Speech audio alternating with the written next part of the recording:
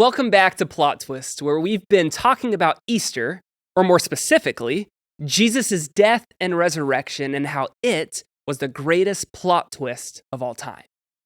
Because of Jesus' death and resurrection, everything changes.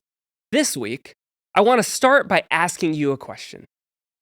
Have you ever had a moment in your life that felt so challenging or so bleak that finding hope seemed nearly impossible?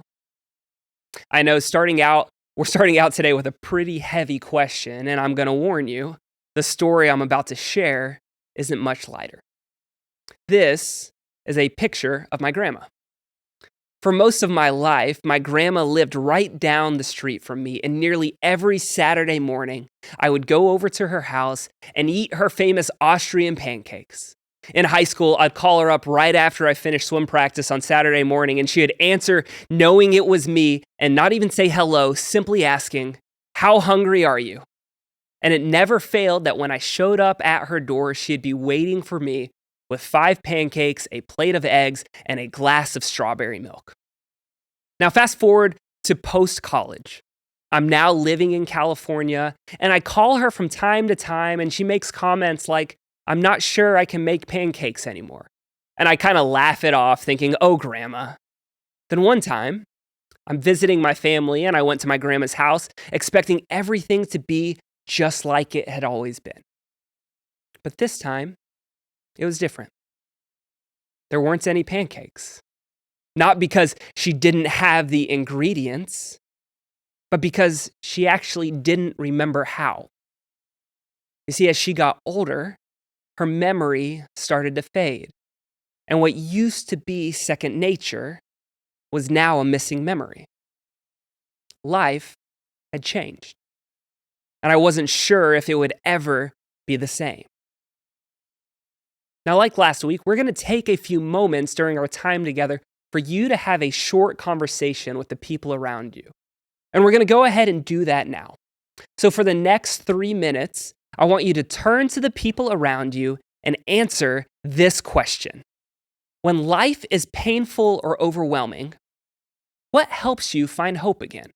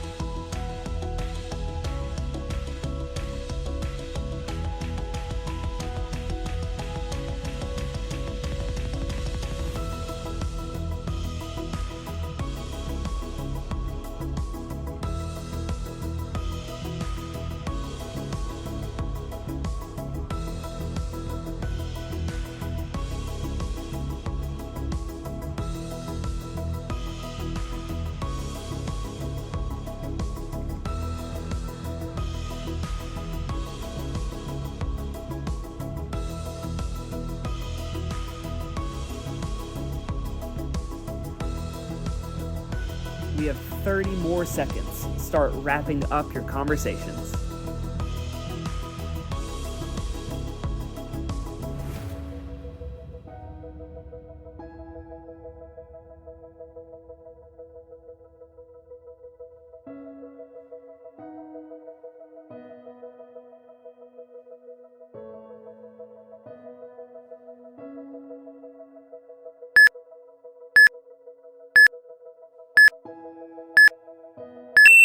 When we're faced with seemingly impossible situations, finding hope can sometimes seem like the last thing that could happen. Last week, we looked at the real historical event of Jesus' death and resurrection, and we said that this was the biggest plot twist in the history of humanity. Easter Sunday is a big day. It is the day we celebrate Jesus' victory over sin and death. It's the day of joy and celebration.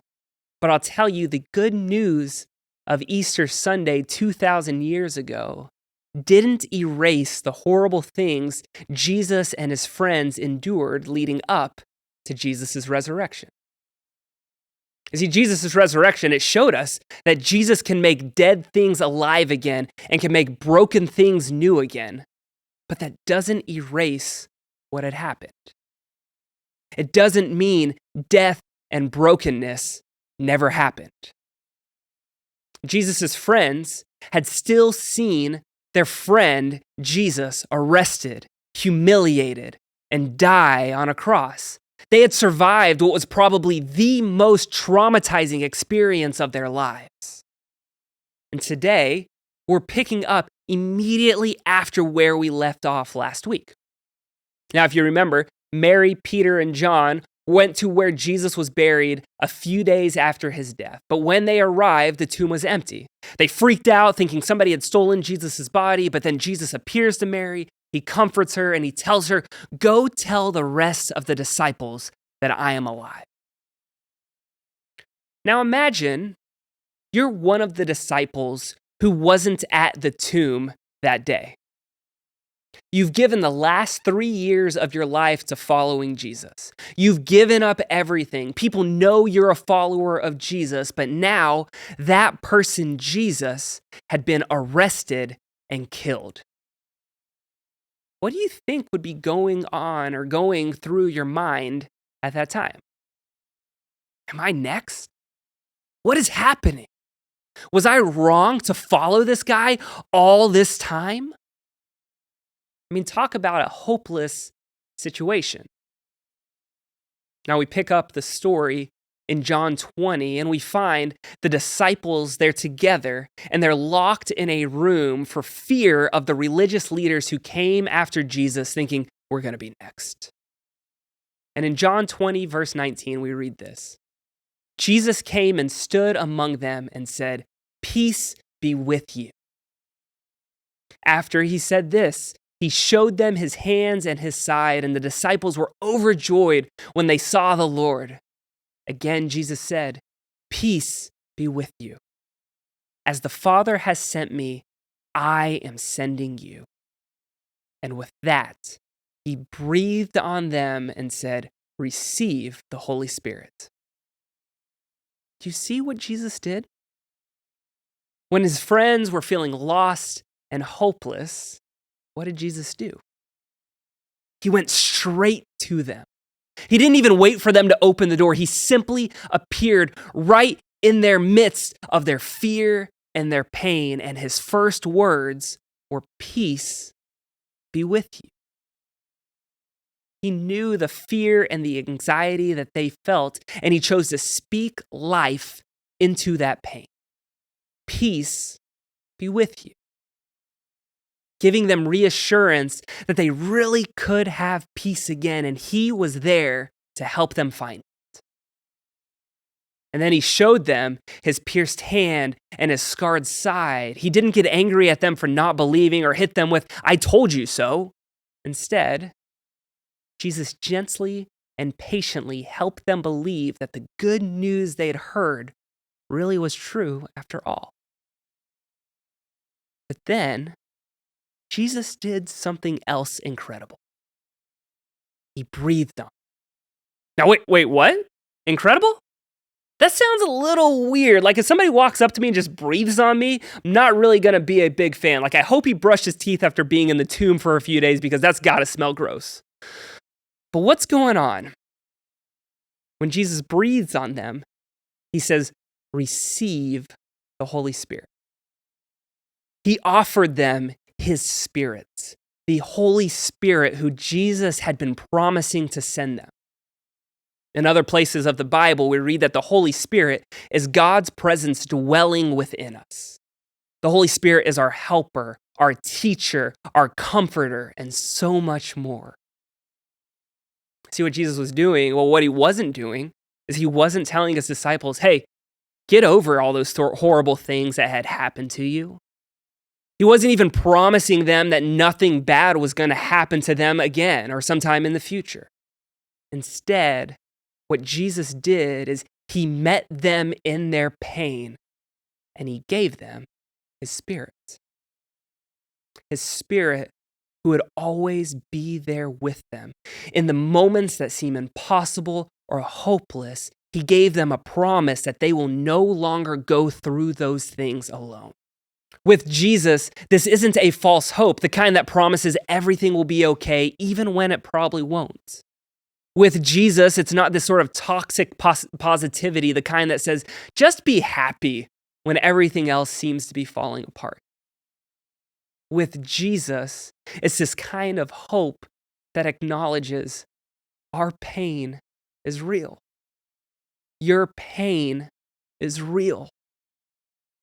But we're also not alone. There's still something worth fighting for. I want to bring us back to my story of my grandma.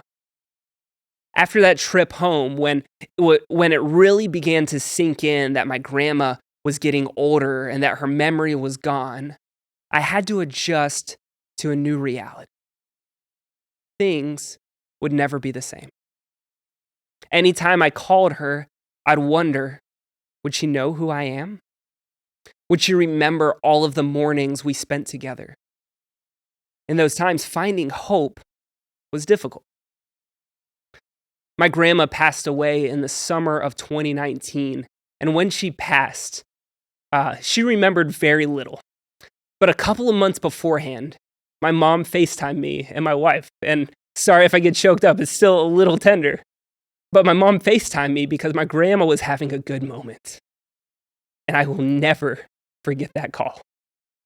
See, as my grandma talked to me and Taylor, my wife, she shared with me how proud she was of me.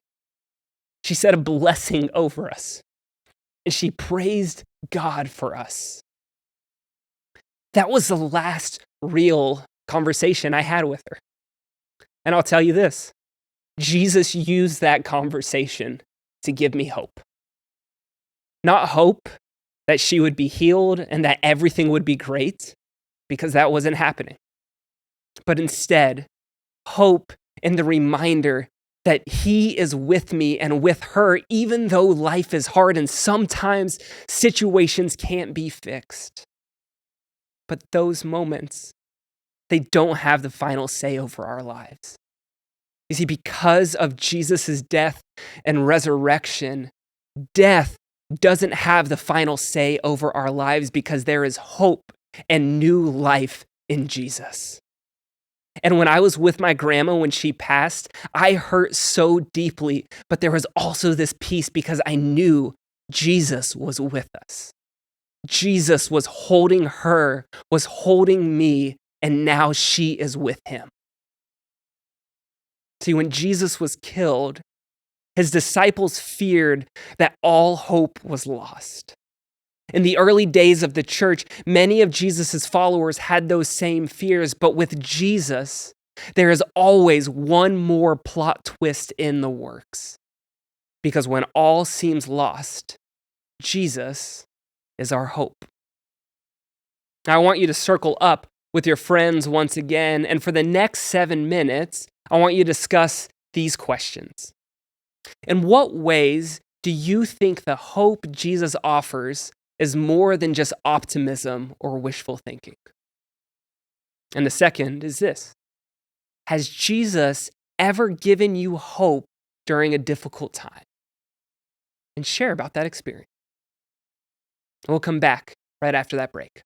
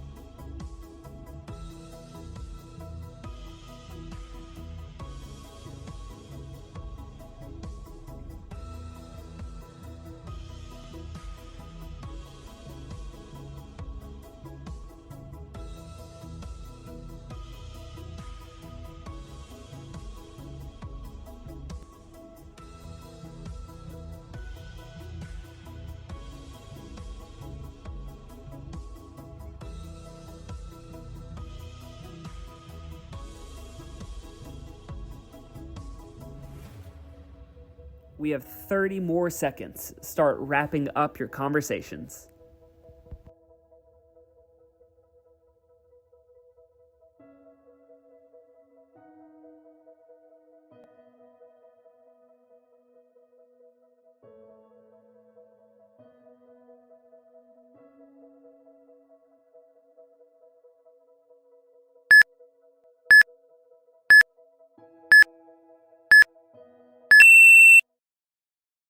Hi, Menlo students. We're from the student leadership team. I'm Sophia. I'm Caitlin. And I'm Anna, and we just wanted to spend some time reflecting on our thoughts from this week's talk. So, to start us off, I think the thing that resonated the most with me was when Brett said that the good news of Easter Sunday didn't erase the terrible things that happened to Jesus and his friends, which I think is such a good reminder that even though God has a plan for us, that doesn't mean bad things will never happen. And being able to remember that during our bad moments can be so helpful. Totally. And I think something I've kind of been trying to remember is that the joy and the good that God places in our lives for us to experience, and all the joy we feel wouldn't come without the negative and the bad. And I never really used to think about that before, but I kind of was thinking as I was hearing Brett's talk, I was like, oh, like I didn't even realize that. And I think that's really important to remember, because it truly is like we wouldn't know what happy is without bad, if that makes sense, like to put it in simple terms. So yeah, I think like that's like such a great point, and I think often like in today's world we miss that, and it's like you always have to put on your best face, or you always have to be go go go. Yeah, and it's hard for us to like dwell in the moment, but with God, like he gives us hope, and his support and his comfort allows us to be able to recognize our emotions and like dwell in what we're feeling, but also like through his hope be able to move on and strengthen our relationship with him. So I also wanted to ask you guys, how do you guys think we should show our hope to other people? Yeah, well, I think it's just really important to be that kind of person that people can go to with open arms and just say like, hey, like I'm here for you, whether it's friends or family, or like even if they're non-believers, and maybe they can look to us and just be like, oh, what's different about them? Like, I want to be like them. And we can show our comfort that we have in God through that, and through our actions and through the way we serve people. So I think we can just like be that person and just be there for people, and maybe people can like see how we have so much comfort in God. And Yeah, that's so true, Caitlin. I think like comforting others in a Jesus-like way isn't always easy, but it's so valuable. And stepping away from the mindset of toxic positivity, and not thinking that just because God has a plan for us and God is there for us, like it means that we aren't allowed to feel sad or anxious or like any other negative feelings, is really important. And like being able to find the balance between like having the faith that God is there for us, but also recognizing when other people are having like difficult moments and validating that, because that's like the reality for most of us. Yeah.